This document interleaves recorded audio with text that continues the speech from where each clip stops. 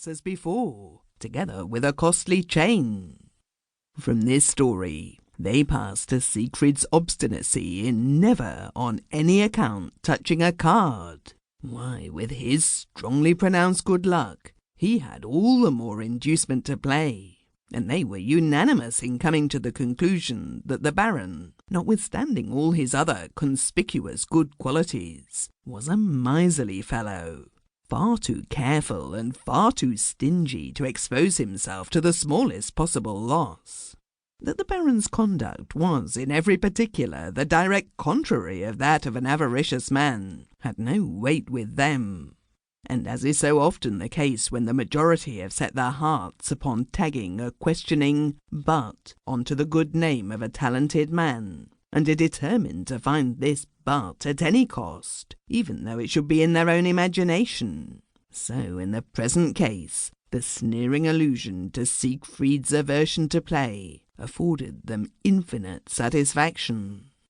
Siegfried was not long in learning what was being said about him, and since generous and liberal as he was, there was nothing he hated and detested more than miserliness. He made up his mind to put his traducers to shame by ransoming himself from this foul aspersion at the cost of a couple of 100 louis d'or, or even more if need be, however much disgusted he might feel at gambling. He presented himself at the faro bank with the deliberate intention of losing the large sum which he had put in his pocket, but in play also the good luck which stood by him in everything he undertook did not prove unfaithful. Every card he chose won. The cabalistic calculations of seasoned old players were shivered to atoms against the Baron's play. No matter whether he changed his cards or continued to stake on the same one, it was all the same. He was always a winner. In the Baron they had the singular spectacle of a punter at variance with himself, because the cards fell favourable for him, and notwithstanding that the explanation of his behaviour was pretty patent, yet people looked at each other significantly, and gave utterance in no ambiguous terms to the opinion that the Baron, carried along by his penchant for the marvellous, might eventually become insane, for any player who could be dismayed at his run of luck must surely be insane. The very fact of having won a considerable sum of money made it obligatory upon the Baron to go on playing until he should have carried out his original purpose, for in all probability his large win would be followed by a still larger loss. But people's expectations were not in the remotest degree realized, for the Baron's striking good luck continued to attend him.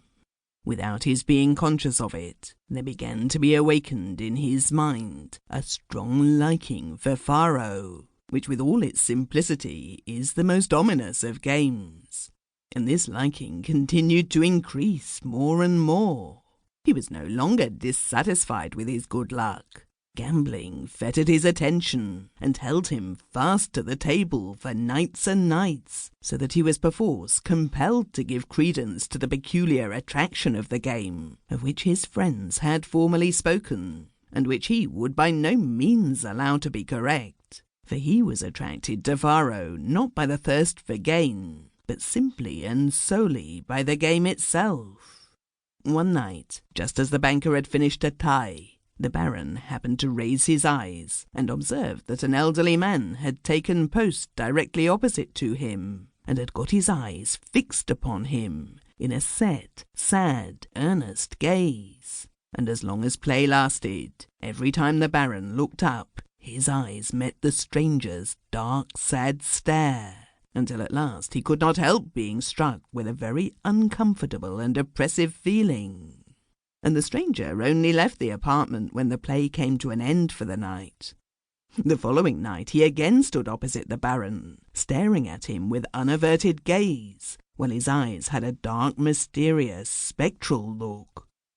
The Baron still kept his temper, but when on the third night the stranger appeared again, and fixed his eyes, burning with a consuming fire, upon the Baron, the latter burst out, "Sir, I must beg you to choose some other place. You exercise a constraining influence upon my play."